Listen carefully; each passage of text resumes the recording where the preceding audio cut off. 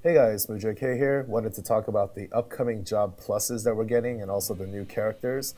I'll try to go into a good amount of detail, but not too much as to bore you, but I'll point out the things that I think are interesting and useful. So, first one is going to be POLIN, and of course this is all coming from the Alchemist Code DB, which you have to Google Translate, but tons of good information in here.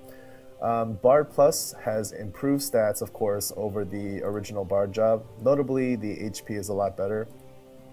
And of course, some of the abilities have changed as well. For instance, we get something called Relaxing Lullaby, which replaces that localized aimed ability that puts enemies to sleep. What this does is it covers the entire map and damages enemies with physical damage and has a chance to put them to sleep. So if you level it up to level 20, has a 25% chance to put any enemy to sleep that that it procs against. So that's really cool, and it lasts for 2 turns. And it also ignores defense at 75%. So because she's not going to have sky high attack, you'll still be able to inflict some damage. Although I'm not sure how much. It remains to be seen. The multiplier is low, but I mean that would be broken if it just does a ton of damage without even moving. So that's a really cool ability. Other than that, it's pretty much stat boost like we've come to expect. There's a dexterity one, 30%. What's notable is that all of these stat boosts are typically 1 turn in duration, but if you equip the right passive, which I'll show you in just a bit, you can increase that duration to 2 turns. So what that does is you can actually overlap these buffs. Like if you want to buff up your physical attack 1 turn, and then the next turn you can do physical defense, and then keep alternating, you'll have both of those stat buffs up at any time. So that's kind of cool. This one boosts agility by 10, which is, I mentioned this is good because you can go before the enemies and that'll probably save you some damage and could be strategically very useful. This one is also new. It heals your allies across the entire map. Again, the percentages aren't like super high, but I mean that's a nice bit of topping off if you need it. And then this one is really strong, Hero's Poetry. This one does have to be aimed, and there is a limited scope and everything. But what this does is it buffs up the player's stats by 20%, pretty much across the board, except for agility. That's +5, just a flat stat.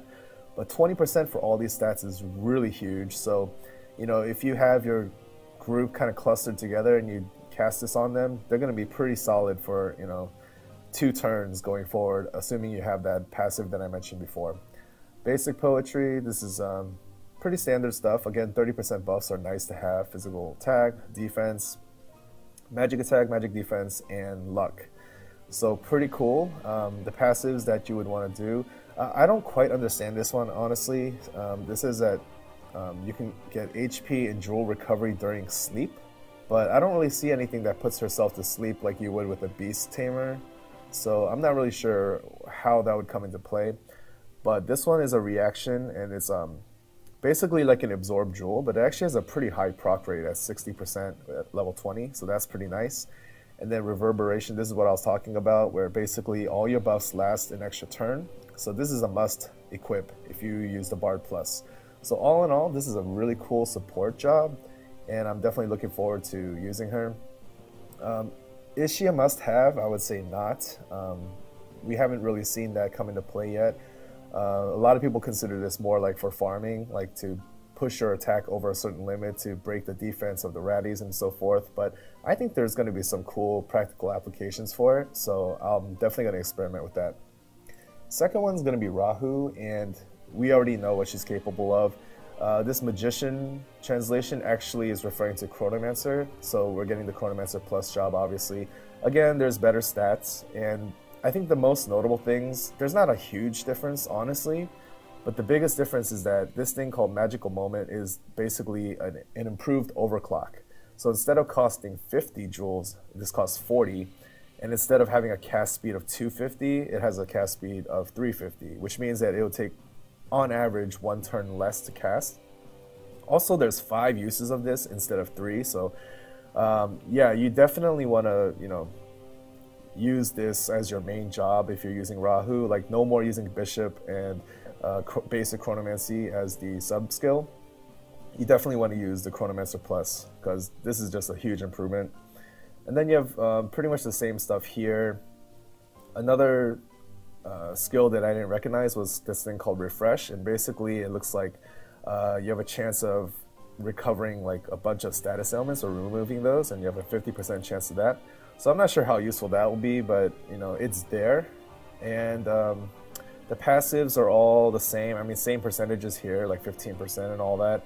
So I don't really think that there's any difference here. This one, you can increase your skill use count if you have to do that. You could stack this, I would assume. Actually, no, I think this replaces the other one. So these passives and support abilities are all the same, but the main difference is basically the overclock is improved. So, and the stats, of course. So that's what Rahu is getting. All right, so a new unit is Eve, and this one's an interesting one. This one took a little bit of kind of figuring out and reading. So the first job is called Bride, at least according to the translation. That could change at any time when it comes to global, of course. And this is a new job, it seems. 3 move, 2 jump, thankfully. I mean, pretty much anything less than that is kind of hard to maneuver around with. Okay, so she has this ability called Candle Fire. Basically, it's a magic attack, and it does, it's 1 enemy at 3 range. So this is actually a hybrid unit, so you're going to see that it's going to switch off between magical and physical, and there's also elements attached here. So this one is a fire element, and it can have a chance to bind 15%. The next one is basically your typical 3 range cross shape ability, and this one is a physical attack, and it's wind. So you kind of have to keep these things straight in your mind as you pick the right element against the different enemies and so forth. But this is kind of cool. Makeover is actually pretty good as far as like if you're going to run into a crowd and tank some hits. This increases your physical defense and magic defense for 3 turns. Although it says 3 here and it says 2 here, so I'm not sure which one's the accurate one. But it buffs up by 50%, so this is really good. Often we'll see these like 20% buffs, and sometimes it's like, well, is that really worth wasting a turn? But I think this is really going to be useful if you're about to go into like a hot zone or something. Champagne Shot looks kind of like a Retribution Blade type of ability. Straight line, can hit multiple enemies. Again, it's an element attached, this time water. So yeah, pretty interesting. And then this one has a melee damage bonus of 50%. So that's kind of the theme here. There's a lot of, she's a hybrid unit, has different elements, and also apparently doesn't like males. So that's something that's kind of interesting in the game. Okay, so the basic skills, Love Catch. This is basically a regular magical attack with some ignored defense rate. So this might be situationally useful if the enemy has high defense. Maybe you want to use your jewels on this. Magic. Okay, I would assume this is Bouquet. This is another magical attack, and it's a single target, same 3 range, kind of like Love Catch. This one has a chance to bind attached to it, but I mean, I don't know. That doesn't seem very reliable to me. I'm not sure how much usage that's going to get. Flower Shower is a cross shape around you, and this recovers some HP. It says mainly focusing on itself, so I would assume that it basically heals Eve more than it does her teammates, but nice little support option, I guess. Marriage Cross, another support option. This one raises physical attack and magic by 20%, and that lasts for 2 turns. Okay, so her passive abilities are Pure White Enchantment, which is a reaction ability. Basically, this is your typical basic counter. It's only 15% proc rate at level 20, so it's not anything special, but if you're at job 1, this is all you're going to have. Good Gospel is a support ability that you equip for 20% luck stat and 100 charm res. So this is all you'll have again at job 1, but there are better ones that come later. She's a little bit like Sita, where her job 1 is the unique thing and it's situationally useful, of course, but her true potential is probably going to be unlocked elsewhere. So her second job is actually going to be Chronomancer. So there's some interesting combinations that you might want to play with these 2 jobs. But of course, the end game is that she's going to be a Holy Brawler at job 3. So this is kind of like, a whale unit, if you want to think of it that way. She has another Fire Holy Brawler, just like Shakina. So if you already have Shakina at job 3, you probably don't want to hard pull for her. But in the future, she does get an improved version of this, kind of like the job plus of Holy Brawler. and that makes her an elite unit in Japan right now. I know I don't typically like to discuss that, but you know, some people are interested, and it's right there. I can't ignore it. So, yeah, ultimately you want to use her as a holy brawler, but if you don't get her up that far, she does have some interesting and unique stuff. So that's Eve. Finally, we have the unit that a lot of people are waiting for, and it's actually going to be called Albea in global. And this is our first dark element machinist and also sniper. So, you know, Magnus has been enjoying the machinist job as a monopoly for the entire global launch up until now. But now we have another machinist who's also a job 1 usable unit. So this is very beginner friendly. You only have to pull 1 copy to make her even usable because machinist is viable almost anywhere. And you know, the dark element's going to come in handy when thunder element is resisted and you can't bring your Magnus and so forth. Very, very cool unit. I don't really need to go into it because it's a machinist job, you know, typical stuff that you're probably familiar with. But yeah, I mean, AoE, some good, I mean, single target's fine too, but mainly machinist is known for the ranged and the AoE. Very, very strong stuff. And then Thief, I mean, you may want to use this passive of move +1 at some point, but really you're just trying to get eventually to job 3 and have a dark sniper on your hands, because she's the only one that we have. And then of course in the future, I have to mention it, she's going to get an improved version of that sniper job. Also, she's going to be a very high tier unit, but even as machinist, she's going to be plenty usable.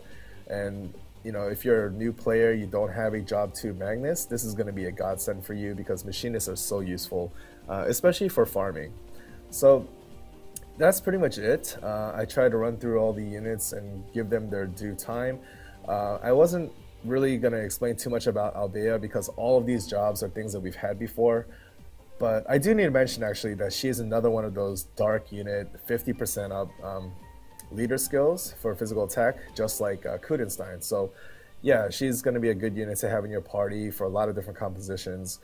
I'm pretty excited. I definitely want to pull her at least probably 1 or 2, but I mean, even if you just pull 1, that's plenty usable already. So I'm excited. Lots of cool stuff coming our way. 2 new units that are very strong in the future as well, but those plus jobs are also going to make things a little bit more interesting. As far as for me, I like using the Bard job, or I'm looking forward to using it because I've been wanting to use it this entire time and now I finally can. So that's pretty much it, and I hope you guys enjoyed.